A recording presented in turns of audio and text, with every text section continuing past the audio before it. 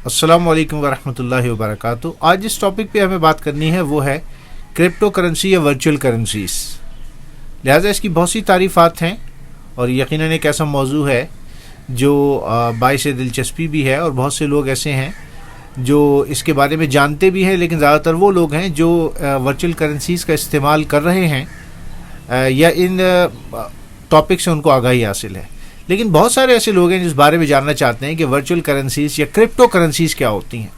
लिहाजा आज मुख्तसर तौर पे हम इसके हवाले से इसकी तारीफ़ात जानेंगे और इसके सिस्टम को समझेंगे कि किस तरीके से इनका वजूद होता है और ये किस तरीके से फंक्शनलाइज होती हैं। तो लिहाजा सबसे पहले ये जानना ज़रूरी है कि क्रिप्टो करेंसी या वर्चुअल करेंसीज क्या होती हैं। वर्चुअल करेंसीज की बहुत सी अक़साम हैं, लेकिन सबसे पहले हम इसकी तारीफ़ को देखेंगे कि इसकी डेफिनेशन क्या की गई है। लिहाजा पहली चीज़ जो इसमें वर्चुअल करेंसी क्या है, इसकी मुख्तलिफ तारीफ़ात की गई हैं। इंटरनेशनल मॉनेटरी फ़ंड के हवाले से यानी IMF के नज़दीक वर्चुअल करेंसी की तारीफ़ कुछ यूँ है कि virtual currencies are digital representations of values issued by a private developers and dominated in their own unit of account। इसी तरीके से यूरोप का मरकज़ी बैंक इसकी तारीफ़ इस हवाले से करता है। A virtual currency is a type of unregulated digital money which is issued and usually controlled by its developers and used and accepted among the members of the specific virtual community। अब एक सवाल ये होता है कि जो अक्सर लोग पूछते हैं कि ये क्रिप्टो करेंसी हम इसको क्यों कहते हैं और इससे क्या मुराद है। ये क्रिप्टो करेंसी जो है एनक्रिप्शन से वर्ड जो है उससे निकला है। लिहाजा ये जानने के लिए ज़रूरी है कि इस वर्ड की ओरिजिनेशन क्या है। लिहाजा क्रिप्टोग्राफी से इस वर्ड को क्रिप्टो करेंसी को रिलेट किया जाता है। तो cryptography is a method of protecting information and communications through the use of codes so that only those for whom the information is intended can read and process it, and the prefix crypt means hidden or vault and the suffix graphy stands for writing। आगे कहते हैं in computer science cryptography refers to secure information and communication and derived from mathematical concepts and set of rule based calculations called algorithms to transfer messages in the way that are hard to decipher। These deterministic algorithms are used for cryptographic key generation, digital signing, verification to protect data privacy, web browsing on the internet, and confidential communication such as credit card transactions and email। यानी जिस तरीके से computer की language encrypted होती है और एक mathematical base पे होती है कि अगर आप उस पर ए लिख रहे होते हैं तो कंप्यूटर की लैंग्वेज में वो ए नहीं बल्कि 2 3 5 या 1 2 3 के हवाले से होता है। कोडिक लैंग्वेज को वो जो एक्सप्रेस कर रहा होता है कंप्यूटर, और जो उसके बैक साइड पे जो लैंग्वेज काम कर रही होती है वो मैथमेटिकल बेस होती है। और यकीनन क्रिप्टोग्राफी की बुनियाद पर ही ये इस करेंसी को नाम दिया गया है कि ये क्रिप्टो करेंसी है, यानी कोडेड है और एनक्रिप्टेड है।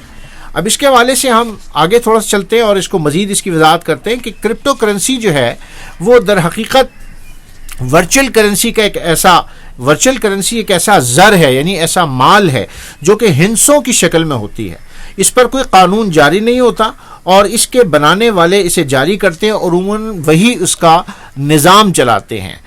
और एक और मखसूस वर्चुअल माशरे में इसे कबूल और इस्तेमाल किया जाता है। और यूरोपियन बैंक ये कहता है कि वर्चुअल करेंसी की तारीफ़ कीमत के एक हिस्सों में इजहार के तौर पर की जा सकती है, जिसे ना तो किसी मरकज़ी बैंक या सरकारी इदारे ने जारी किया हो और ना ही वो लाजमी तौर पर कानूनी करेंसी से मुंसलिक हो। लिहाजा इसे आम अफराद जारी करते हैं क्रिप्टो करेंसी को या वर्चुअल करेंसीज को, और इसकी इसकी कीमत का पैमाना होती हैं। इनका हिस्सी वजूद नहीं होता क्योंकि ये वर्चुअल होती हैं, ये हिस्सी तौर पर वजूद नहीं रखती, यानी मटेरियलिस्टिक इनकी एग्जिस्टेंस नहीं होती जिस तरीके किसी सिक्के की होती है या नोट की होती है। इनका हिस्सी वजूद नहीं होता बल्कि ये हिस्सों की शक्ल में होती हैं। इनका इस्तेमाल बरक़ी ज़राए और इंटरनेट से किया जाता है। लिहाजा अगर आप इन तारीफ़ात को देखें तो ये करेंसी कंप्यूटर से कंप्यूटर या मोबाइल में ही मुंतकिल होती है اور اسے ہاتھ میں لینا اور بغیر نیٹ ورک کے استعمال کرنا ممکن نہیں ہوتا، اس لیے اسے ورچوئل کرنسی کہا جاتا ہے۔ ورچوئل کرنسی کی ایک مثال مشہور ورچوئل کرنسی یعنی بٹ کوائن ہے۔ بٹ کوائن کو خریدا جا سکتا ہے، بیچا جا سکتا ہے، منتقل کیا جا سکتا ہے، حفاظت کی جا سکتی ہے، اشیاء کے ثمن کے طور پر استعمال کیا جا سکتا ہے۔ اس کا کوئی مادی یا ظاہری یا خارجی وجود نہیں ہوتا۔ اسے نہ تو کسی سرکاری ادارے نے جاری کیا ہے اور نہ ہی کسی سرکاری ادارے کا اس پر کوئی اختیار ہے۔ یہی وجہ ہے کہ کوئی حکومت، ادارہ، شخص اس کو ختم نہیں کر سکتا اور نہ ہی اس کی قیمت میں کمی یا زیادتی کر سکتا ہے۔ اسی طرح اسے عام نقود کی طرح مشینوں میں چھاپ بھی نہیں سکتے، جس طرح نوٹوں کو چھاپا جاتا ہے یا سکوں کو بنایا جاتا ہے، جس سے افراط زر پیدا ہوتا ہے۔ لہذا آپ دیکھیں کہ ورچوئل کرنسی سے مراد ہمیں یہ پتہ چلا کہ ایک ایسی کرنسی جو خارجی طور پر، ظاہری طور پر، مادی طور پر وجود نہیں رکھتی، بلکہ کمپیوٹرائزڈ لینگویج میں وہ ظاہر ہوتی ہے، ہندسوں کی شکل میں ظاہر ہوتی ہے، اور وہ انکرپٹڈ ہونے کی وجہ سے کرپٹو کرنسی کہلاتی ہے، یعنی کرپٹوگرافی کی ٹرمز کو یوز کر کے بتایا۔ اس طرح کہتے ہیں کہ ورچوئل کرنسی کا نظریہ جو ہے وہ کافی پرانا ہے، یہ کوئی نیا نظریہ نہیں ہے۔ ورچوئل کرنسیز کی ہسٹری کیا ہے؟ تو ہسٹری یہی ہے کہ اس کی پیدائش پر کوئی دھات یا مادہ خرچ نہ ہو۔ سوچ یہ تھی کہ ایسی کرنسی کو ہم وجود میں لائیں جو ایک انٹرنیٹ کے ذریعے نیٹ ورک پر وہ چلتی ہو۔ اچھا، اس کی پیدائش پر کوئی دھات یا مادہ خرچ نہ ہو، نہ ہی مادی شکل میں اس کی حفاظت کرنی پڑے۔ ہم ورچوئل کرنسیز کو بنیادی طور پر ہسٹوریکلی جب ڈسکس کرتے ہیں تو اس کو دو ادوار میں ہم ڈیوائیڈ کر سکتے ہیں کہ مادی کرنسی کے اوپر دو ادوار گزرے ہیں۔ ابتدا میں ورچوئل کرنسی جب پہلا اس کا دور ہے، اس کی جو فکر موجود تھی حکومتی کرنسیوں جیسی ہی تھی۔ جیسی بات ہے، اس میں کوئی یہ نہیں کہ بالکل نئی سوچ ہے۔ اس کا جو پہلا دور ہم دیکھتے ہیں وہ یہ کہ حکومتی کرنسیوں جیسی ہی تھی، یعنی ایک ایسی کرنسی ہو جس کی پشت پر کوئی ادارہ، کمپنی، حکومت یا شخص ہو جو اس کو جاری کرے، اس کے لین دین کو سنبھالنے اور اسے جعل سازی سے محفوظ کرے۔ اس نقطۂ نظر کے تحت کئی کرنسیاں وجود میں آئیں، جیسے ای گولڈ۔ ای گولڈ کو اگر آپ دیکھیں تو ای گولڈ ایک ڈیجیٹل کرنسی تھی جس میں حقیقی سونے کی طرح ایک کمپیوٹرائزڈ اکاؤنٹ کھولا جاتا تھا، اور اس اکاؤنٹ میں موجود کرنسی ای گولڈ کہلاتی تھی۔ اس کی ابتدا 1996 میں ہوئی اور 2009 تک یہ بہت زیادہ مشہور ہو چکی تھی، لیکن اسے قانونی مسائل کی وجہ سے امریکی حکومت نے بند کر دیا۔ دوسری اسی طریقے سے جو کرنسی تھی ورچوئل کرنسیز میں، وہ لنڈن ڈالر کے نام سے مشہور ہے۔ لنڈن ڈالر یہ کرنسی ایک ویب سائٹ سیکنڈ لائف سے تعلق رکھتی ہے۔ سیکنڈ لائف ایک ورچوئل دنیا ہے جہاں ہر شخص کی ایک الگ شخصیت ہوتی ہے۔ وہاں اس کے صارفین، جنہیں ریزیڈنٹس کہا جاتا ہے یعنی رہائشی کہا جاتا ہے، وہاں میل، ملاقات، خرید و فروخت، فراہمی خدمات اور گھوم پھر سکتے ہیں۔ اس ویب سائٹ کی ابتدا 2003 میں ہوئی۔ یہ کرنسیاں کسی کمپنی، ادارے یا کسی شخص کی بنائی ہوئی ہوتی تھیں اور وہی اس کا نظام چلاتے تھے اور اس کا انتظام کرتے تھے۔ ان کرنسیوں کے مسائل بہت زیادہ تھے، جیسے قانونی مسائل، کرنسی جاری کرنے والے ادارے کا دیوالیہ ہو جانا، بھاگ جانا اور حکومت کا کرنسی پر اثر انداز ہونا وغیرہ وغیرہ۔ لہٰذا یہ ورچوئل کرنسیاں ماضی کا حصہ بن گئیں اور یہ ختم ہو گئیں۔ یہ کرنسیاں ورچوئل کے بجائے ڈیجیٹل اگر کرنسیاں ان کو کہا جائے تو کچھ بے جانا ہوگا، زیادہ تر یہ اسی نام سے معروف ہیں۔ اس کا دوسرا دور، ورچوئل کرنسی کا پہلا دور یہ تھا، اس کا دوسرا دور، یہ دور 2009 میں شروع ہوتا ہے۔ ورچوئل کرنسیز کا جو سیکنڈ فیز ہے وہ 2009 میں شروع ہوتا ہے۔ یہ ایک گمنام کمپیوٹر پروگرامرز بٹ کوائن کی شکل میں ایک پائیدار اور مضبوط ورچوئل کرنسی کی ابتدا ہے۔ بٹ کوائن کا نظریہ ستوشی ناکاموٹو نے 2008 میں اپنے ایک مقالے یعنی تھیسس میں پیش کیا تھا۔ اس مقالے میں اس نے یہ نقطہ نظر اپنایا کہ آن لائن خرید و فروخت میں ہمیشہ اس بات کا امکان ہوتا ہے کہ خریدار بیچنے والے کو پیسے کی ادائیگی کرنے کے بعد وہ رقم واپس حاصل کر لے۔ مثلا ایک ہی رقم دوبارہ ادائیگی میں جس کو ڈبل سپینڈنگ کہا جاتا ہے، دوبارہ ادائیگی میں استعمال کر لے یا ادائیگی منسوخ کر دے، اور اس امکان سے بچنے کے لیے بینک اور دیگر اداروں کا سہارا لیا جاتا ہے جو درمیان میں ثالث کا یعنی تھرڈ پارٹی کا کردار ادا کرتے ہیں، اور اس ثالثی کی فیس بھی ادا کرتے ہیں۔ وہ اس فیس کی وجہ سے نہ صرف عملاً ادا کیے جانے والی رقم میں اضافہ ہو جاتا ہے، یعنی آپ ان کی فیس بھی پے کرتے ہیں اس کے ساتھ ساتھ، بلکہ دیگر مسائل بھی اس میں پیش آتے ہیں۔ اس لیے ایک ایسا نظام ہونا چاہیے جس میں ادائیگی کے بعد رقم کو واپس نہ کیا جا سکے، یعنی ڈبل اسپینڈنگ سے بچا جا سکے، اس میں کسی متعین ثالث کی ضرورت نہ ہو۔ اب آپ دیکھیں کہ 2009 میں ستوشی ناکاموٹو نے بٹ کوائن کی ابتدا کی اور 2010 کے اختتام تک وہ دوسرے ڈیولپرز کے ساتھ مل کر اس پر کام کرتا رہا۔ اب اس کو انکرپٹڈ جو بنایا گیا، جو میں نے پہلے آپ کو بتایا کہ یہ انکرپٹڈ ہوتی ہے اور یہ کوڈک ہوتی ہے، لہٰذا اس کے لیے جس سسٹم میں اس کو کرنسی کو کام کرنا تھا، یہ ایک بلاک چین سسٹم کے تحت باقاعدہ ورچوئل کرنسی کی ابتدا تھی، یعنی بلاک چین سسٹم کے اندر اس کو چلانا تھا اور اس میں اس کی ایک نئی ابتدا تھی۔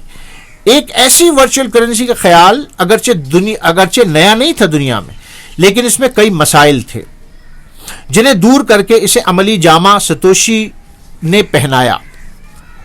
ستوشی ناکاموٹو کو کوئی نہیں جانتا کہ وہ کون تھا، کہاں سے آیا تھا اور کس طریقے سے اس نے کام کی ابتدا کی تھی۔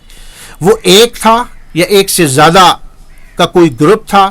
اس نے بٹ کوائن کے سافٹ ویئر کو مکمل اوپن سورس بنایا، اور اوپن سورس سافٹ ویئر وہ سافٹ ویئر ہوتے ہیں جن کا کوڈ ہر کوئی پڑھ سکتا ہو اور ان میں کوئی چیز پوشیدہ نہیں ہوتی۔ اس نے دوسرے ڈیولپر سے بذریعہ انٹرنیٹ رابطہ رکھا اور اپنے بارے میں کوئی تفصیل نہیں بتائی کہ یہ کون ہے، یہ کس کے کہنے پہ کر رہا ہے، اس کے بارے میں کوئی تفصیل نہیں ملی۔ 2010 کے آخر میں ستوشی ناکاموٹو بٹ کوائن کو دیگر ڈیولپرز کے حوالے کر کے یہ خود غائب ہو گیا، اور 2011 میں فقط اس کا ایک میسج موصول ہوا جس میں یہ تحریر تھا کہ وہ اب دوسری چیزوں پر توجہ دے رہا ہے۔ ناکاموٹو کے مقالے کو پڑھنے سے احساس ہوتا ہے کہ وہ کمپیوٹر سائنس، ریاضی، شماریات، معاشیات میں مکمل مہارت رکھتا تھا۔ اس کی دنیا کے معاشی نظاموں پر گہری نظر تھی اور وہ سونے یعنی گولڈ کی اہمیت اور اس کی حیثیت سے بخوبی واقف تھا۔ اس لیے اس نے بٹ کوائن کا نظام ایسا بنایا گویا کہ وہ حقیقی سونا ہو، یعنی یہ انٹرنیٹ کا گولڈ سمجھا جاتا ہے، بٹ کوائن کو انٹرنیٹ کا گولڈ سمجھا جاتا ہے، اور اس نے تمام تر جو ٹرمینالوجیز رکھی جو گولڈ کے لیے استعمال ہوتی تھی، وہی اس نے ٹرمینالوجی اپنے سسٹم میں رکھی، اور اس نے حقیقی سونے کی اکثر خصوصیات کو اس میں شامل کیا اور اس کے مختلف افعال کے ذریعے وہی الفاظ استعمال کیے جو حقیقی سونے کے لیے استعمال ہوتے ہیں، یعنی وہی ٹرمینالوجیز اس نے استعمال کی۔ 2009 میں بٹ کوائن کی ابتدا کے بعد ڈیولپرز نے اس منصوبے پر کام شروع کیا اور وہ کام کرتے رہے۔ بلاک چین ورچوئل کرنسی پر مزید کام ہوتا رہا اور 2013 میں اس کے بعد اور بہت سی کرنسیاں وجود میں آنے لگیں جن کی کچھ خصوصیات دوسروں سے یقیناً مختلف تھیں۔ اس وقت بے شمار کرنسیاں موجود ہیں اور جن میں بعض کافی مشہور ہیں، اور سب سے زیادہ مشہور جو ہے وہ بٹ کوائن ہے۔ 19 جولائی 2010 کو بٹ کوائن کی قیمت کتنی تھی؟ $0.06۔ 2 فروری 2018 کو اس کی قیمت $8,500 ہو گئی، بلکہ اس سے بھی کچھ زیادہ۔ بٹ کوائن کی مزید چھوٹی یونٹس یعنی اکائیاں بھی موجود ہیں جن میں کم قیمت کی ادائیگیاں کی جا سکتی ہیں، یعنی ایک بٹ کوائن ضروری نہیں خریدے بلکہ اس کی اور کمتر یونٹس کو بھی پرچیز کیا جا سکتا ہے، یعنی 0.01 بٹ کوائن بھی پرچیز کی جا سکتی ہے۔ 2015 میں تقریباً 1 لاکھ سٹورز بٹ کوائن کو قبول کرتے تھے، اور گزشتہ سال 2017 18 19 یعنی پچھلے جو سال گزرے ہیں، صرف جاپان میں 2,60,000 بڑے اسٹور بٹ کوائنز کو قبول کرتے تھے اور اس میں ادائیگیوں کو وہ ایکسیپٹ کرتے تھے۔ امریکہ اور برطانیہ میں قبول کرنے والے اسٹورز ان گنت موجود ہیں، لہذا بٹ کوائن کی ویلیو جو ہے وہ مستقل بڑھتی چلی جا رہی ہے۔ اب یہ جس سسٹم میں چلتا ہے وہ کہلاتا ہے بلاک چین سسٹم۔ بلاک چین سسٹم وہ سسٹم ہے جس کی بنیاد پر موجودہ دور کی تمام ورچوئل کرنسیز جو ہیں وہ کام کر رہی ہیں۔ یہ سسٹم کئی کمپیوٹرز کو ایک ساتھ جوڑ دیتا ہے، کنیکٹ کر دیتا ہے، اور ان میں آپس میں لین دین اور تبادلہ ممکن ہو جاتا ہے ورچولی۔ کہتے ہیں the blockchain is the public ledger for all Bitcoin transactions that have ever been executed، یعنی پچھلے جتنی بھی اس میں ٹرانزیکشنز ہوئی ہیں وہ اس بلاک چین میں ان کی ہسٹری موجود ہوتی ہے۔ بلاک چین ان تمام بٹ کوائن کے لین دین کا ایک عوامی کھاتا ہے جو کبھی بھی واقع ہو چکی ہو، یہ لین دین جب بھی واقع ہوئی ہو اس کا ہسٹوریکل ایک ریکارڈ جو ہے وہ بلاک چین سسٹم میں موجود ہوتا ہے. Block chain technology ensures the elimination of the double spend problem. Double spend problem جو ہے اس کو وہ ختم کر دیتا ہے. ڈبل اسپینڈ پرابلم کیا ہے؟ ڈبل اسپینڈنگ جو ہے از a potential flaw in a digital cash scheme in which the same single digital token can be spend more than one. یعنی ایک سے زائد بار اس کی ادائیگیاں ممکن ہوتی ہیں. In like physical cash, a digital token consists of a digital file that can be duplicated or falsified. تو کہتے ہیں کہ بلاک چین میں جو ہے کہتے ہیں technology ensures the elimination of double spend. Double spend کے اس کو وہ ختم کرتا ہے پرابلم کو with the help of public key cryptography whereby each agent is assigned a private key. یعنی اس میں دو کیز استعمال ہوتی ہیں, ایک پبلک کی استعمال ہوتی ہے اور ایک پرائیویٹ کی استعمال ہوتی ہے. اور پبلک کی جو ہے کہتے ہیں کہ وہ ہوتی ہے کہ جیسے کہ آپ سمجھیں کہ اکاؤنٹ نمبر ہے, رائٹ, اینڈ پرائیویٹ کی use as a like a password, ٹھیک ہے, اینڈ اے پبلک کی شیئرڈ آل ادر ایجنٹس. تو یہ بلاک چین سسٹم جو ہے اس کو سمجھنا بڑا ضروری ہوتا ہے, اور کہ بلاک چین میں کس طریقے سے یہ بٹ کوائن کو ٹرانزیکشن اس کی ہوتی ہے, کس طرح اس کو بائی کیا جاتا ہے, کس طرح پرچیز کیا جاتا ہے, اور دو بائر اور پرچیزر آپس میں کس طریقے سے, جیسے ایک ای میل جاتی ہے تو ایک ای میل اکاؤنٹ ہوتا ہے جس میں جاتی ہے, اور پھر پاسورڈ ہوتا ہے جس سے یہ پتہ چلتا ہے کہ یہ اسی کے پاس گئی ہے اور وہی اس کو پڑھ رہا ہے اور یہ اسی کے لیے آئی تھی. بلاک چین ایک ایسا ٹکڑوں میں بٹا ہوا ڈیٹا بیس ہے جسے مستقل بڑھتے ہوئے ریکارڈ جنہیں بلاکس کہا جاتا ہے اس کو سنبھالنے کے لیے استعمال کیا جاتا ہے.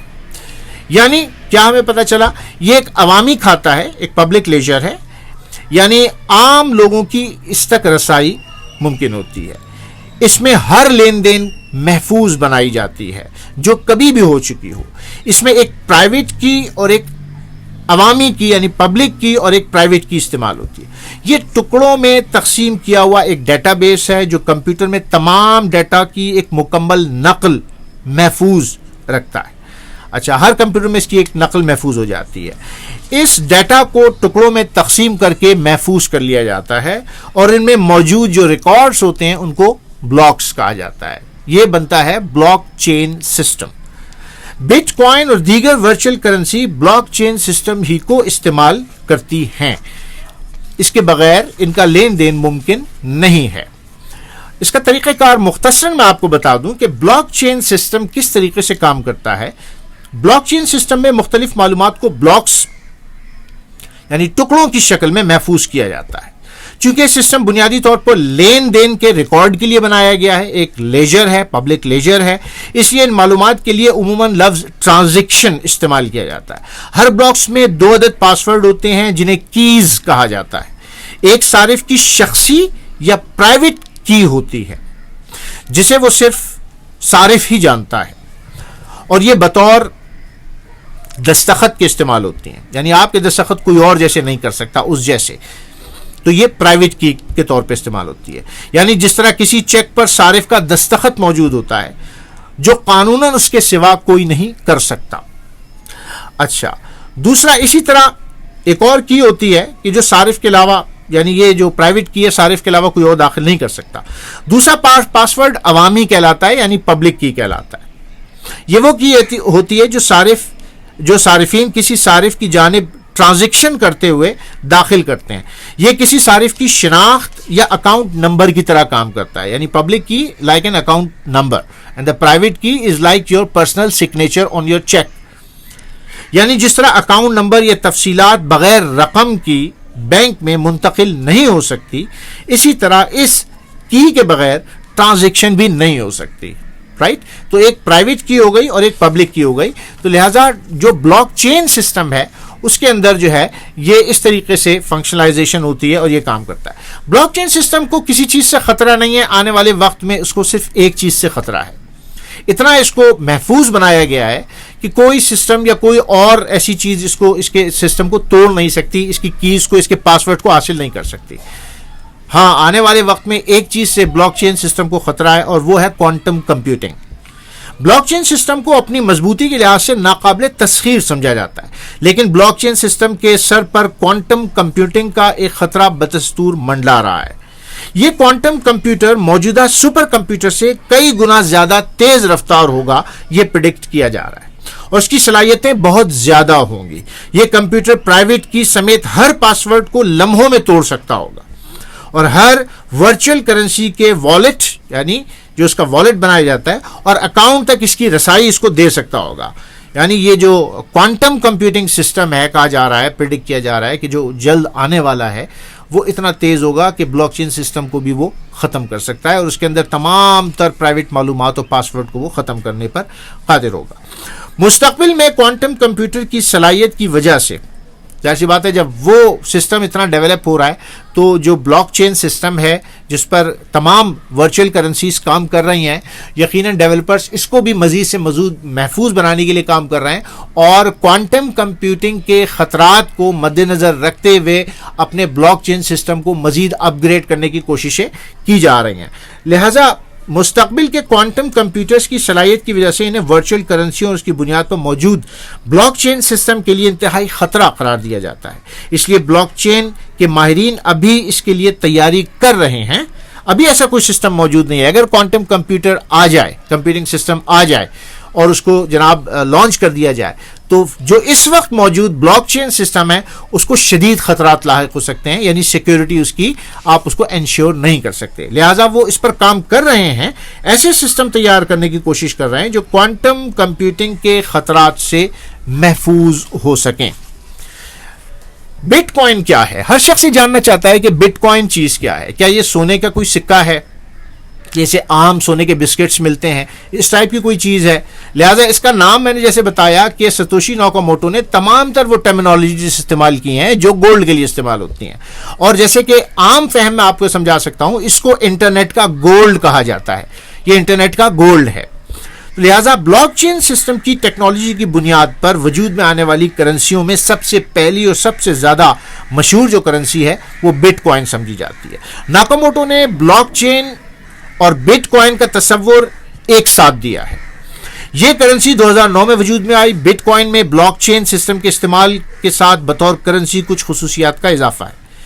چونکہ بٹ کوائن کی بنیاد بلاک چین سسٹم ہے، اس لیے اس میں پرائیویٹ کی، پبلک کی اور وقت کے عناصر موجود ہوتے ہیں۔ مثال کے طور پر اگر زید خالد کو ایک بٹ کوائن ٹرانسفر کرتا ہے تو اس معاملے میں زید خالد کی پبلک کی اور پرائیویٹ کی کے ذریعے اسے بٹ کوائن بھیجتا ہے۔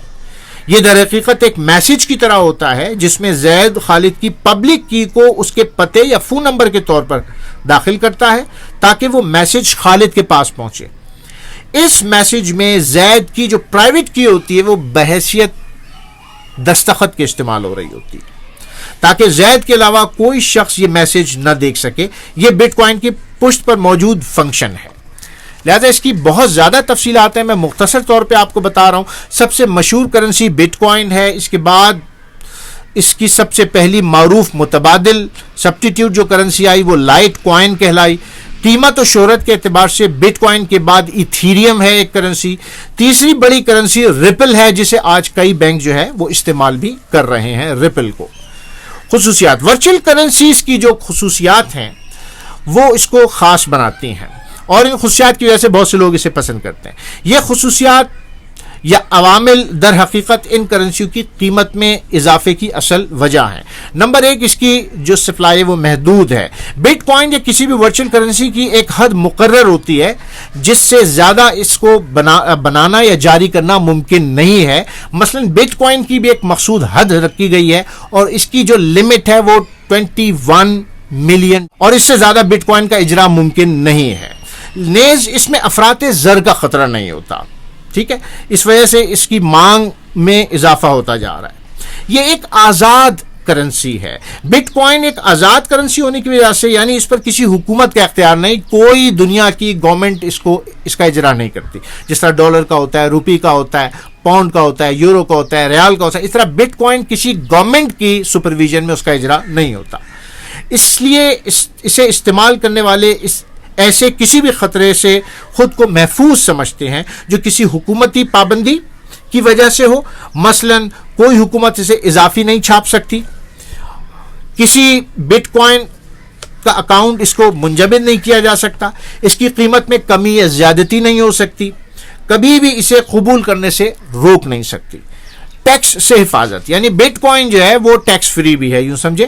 اس بات سے قطع نظر کہ یہ نظریہ مناسب طرز عمل یا غیر مناسب طرز عمل، بہت سے لوگ بٹ کوائن کو اس لیے بھی پسند کرتے ہیں کہ اس میں ٹیکس کی ادائیگی کے لیے ان کا سراغ لگانا مشکل ہوتا ہے، یعنی کوڈک کیوں ہے، انکرپٹڈ ہے، پتہ نہیں چلتا کہ کس کے پاس کتنی ہے، وہ اپنے کوڈ کے ذریعے وہاں پہ انرول ہوتا ہے۔ لامحدودیت، بٹ کوائن یا کوئی بھی ورچوئل کرنسی کسی ایک ملک کے اندر محدود نہیں ہوتی، ایک ملک سے اسے دوسرے ملک میں کسی رقم کی ادائیگی کے لیے کرنسی کو تبدیل نہیں کیا جا سکتا، نہیں کرنا پڑتا۔ جیسے آپ کہیں جائیں تو ڈالر میں ایکسچینج کروائیں، پھر آپ ریال لیں، اگر وہاں پہ جا رہے ہیں دوسرے ملک میں جا رہے ہیں تو آپ کو وہاں کی کرنسی میں ٹرانسفر کرنا نہیں پڑتا۔ اس تبدیلی پر ہر بار اس کو ٹرانزیکشن کی ایک فیس دینی پڑتی ہے، خرچہ اٹھانا پڑتا ہے۔ اس کے علاوہ اس کی منتقلی کی کوئی بھی اخراجات نہیں ہوتے بٹ کوائن کے۔ چوری اور چھینے جانے سے حفاظت، لوگ اس کو جو پسند کرتے ہیں ایک یہ بھی وجہ ہے۔ اگرچہ بٹ کوائن کی تاریخ میں کمپیوٹرائز چوریوں کے کئی واقعات موجود ہیں، لیکن ملکی کرنسی میں پیش آنے والے واقعات سے یہ کافی کم ہیں۔ بعض علاقے جہاں عام کرنسی زیادہ مقدار میں نہیں لے جائی جا سکتی، وہاں پہ بٹ کوائن کو لے جانا انتہائی آسان ہے۔ بڑھتی ہوئی قیمت، اس کی روز بروز اس کی ڈیمانڈ میں اضافہ ہوتا جا رہا ہے۔ بٹ کوائن کی ویلیو جو ہے، فیس ویلیو بڑھتی چلی جا رہی ہے۔ بٹ کوائن کی بڑھتی ہوئی قیمت اور آئندہ کے لیے مزید قیمت کی بڑھوتری کا امکان بھی اس کی مقبولیت کی ایک عام وجہ ہے، یعنی روز بروز اس میں اضافہ ہوتا چلا جا رہا ہے۔ آسانی، یعنی بٹ کوائن کو آسانی سے کسی جگہ استعمال کیا جا سکتا ہے۔ اس وقت دنیا میں تقریباً آدھی ادائیگیاں آن لائن سسٹم کے تحت ہی کی جا رہی ہیں۔ بڑی جتنی ادائیگیاں ہوتی ہیں وہ آن لائن کی جاتی ہیں، وہ جناب مادی طور پہ آپ بینک سے رقم نکال کے ادا نہیں کرتے، بلکہ آپ آن لائن اس کو ٹرانسفر کر دیتے ہیں۔ اور ترقی یافتہ ممالک میں 90% سے زائد ادائیگیاں آن لائن یا اے ٹی ایم کارڈز کے ذریعے ہی کی جاتی ہیں۔ اس لحاظ سے بٹ کوائن مزید سہولت یہ رکھتی ہے کہ اس کے لیے کسی قسم کا کارڈ استعمال نہیں کیا جاتا، نہ ہی بھاری رقم یا فیس دی جاتی ہے، ادا کرنے کی ضرورت نہیں، موبائل کے ذریعے بغیر کسی اضافی خرچ کے لیا جا سکتا ہے اس کو۔ لہذا اگر آپ کیوں دیکھیں کہ اس کی بڑھتی ہوئی ڈیمانڈ جو ہے اس سے یہ کئی ممالک میں اس کو استعمال کیا جا رہا ہے۔ ورچوئل کرنسی کے بارے میں قوانین بنائے جا رہے ہیں، بہت سے ممالک میں بنائے جا چکے ہیں، بہت سے ممالک میں بنائے جا رہے ہیں۔ نمبر 1 جاپان کے اندر 2017 میں جاپان نے ورچوئل کرنسی ایکٹ کے نام پر ایک قانون پاس کیا، جس کے مطابق جاپان میں ورچوئل کرنسیوں کو استعمال کرنے کی اجازت مل گئی۔ لیکن اس قانون کے مطابق یعنی یہ منی جو ہے قانونی نہیں ہے، بلکہ انہیں اثاثہ سمجھا جاتا ہے، ایسٹ سمجھا جاتا ہے، جسے بطور غیر زر قانونی ادائیگی میں استعمال کیا جا سکتا ہے۔ Number 2 South Africa. 2014 میں جنوبی افریقہ کے مرکزی بینک نے یہ فیصلہ کیا کہ وہ ورچوئل کرنسیوں کے بارے میں کوئی قانون سازی نہیں کرے گا۔ نمبر 3 کینیڈا۔ کینیڈین گورنمنٹ کی ویب سائٹ کے مطابق کینیڈا نے ورچوئل کرنسی کو ایسا زر قرار دیا ہے جو غیر زر قانونی کی حیثیت رکھتا ہے۔ امریکہ میں 2013 میں جو امریکی ٹریجری کے ڈپارٹمنٹ نے ورچوئل کرنسیوں کو غیر قانونی اور تبدیلی کے قابل ورچوئل کرنسیاں قرار دیا ہے۔ ٹیکساس کے ایک جج کے عدالتی فیصلے کے دوران ورچوئل کرنسی کو کرنسی قرار دے چکے ہیں۔ اس طرح میکسیکو میں 2017 میں بٹ کوائن کو قانونی قرار دیا جا چکا ہے۔ برازیل کے مرکزی بینک نے 2014 میں ورچوئل کرنسی کے بارے میں کسی قانون سازی نہ کرنے کا عندیہ دیا ہے۔ سعودی عرب کی مؤسسہ النقد العربی سعودی نے جولائی 2017 میں ورچوئل کرنسیوں کے بارے میں غیر زر قانونی ہونے کا موقف اختیار کیا۔ انڈیا کے مرکزی بینک نے 2013 میں یہ اعلان کیا کہ ورچوئل کرنسی کے بارے میں قانون سازی کا کوئی ارادہ وہ یہ نہیں رکھتے۔ پاکستان میں ورچوئل کرنسیوں کے بارے میں کوئی قانون اب تک نہیں بنایا گیا۔ پاکستان کا فیڈرل بورڈ آف ریونیو جو ہے وہ منی لانڈرنگ اور ٹیکس سے بچانے کے لیے بٹ کوائن کا استعمال کرنے والے افراد کی چھان بین کر رہا ہے۔ لہذا پاکستان میں بھی باقاعدہ طور پر بٹ کوائن کو ممنوع قرار نہیں دیا گیا ہے، یعنی کوئی ایسا اسٹانس سامنے نہیں آیا پاکستان میں کہ یہ ناجائز ہے، نہ یہ آیا کہ یہ جائز ہے۔ چین میں بینک اور پیمنٹ ادارے بٹ کوائن کو استعمال نہیں کر سکتے، جبکہ عام افراد کو یہ استعمال کرنے کی اجازت ہے۔ اس کے علاوہ بے شمار ایسے ممالک ہیں جو ورچوئل کرنسی کے بارے میں قانون سازی نہیں ہوئی ہے وہاں پہ، اور ورچوئل کرنسی کا استعمال پر کوئی ممانعت بھی نہیں ہے۔ جہاں وہ ممالک جہاں پہ ورچوئل کرنسیاں ممنوع ہیں، بولیویا ہے، ایکواڈور ہے، کرغستان ہے، بنگلہ دیش ہے، یہ وہ ممالک ہیں جہاں پہ ورچوئل کرنسیوں کو قانونی طور پہ استعمال کرنے کی اجازت نہیں ہے۔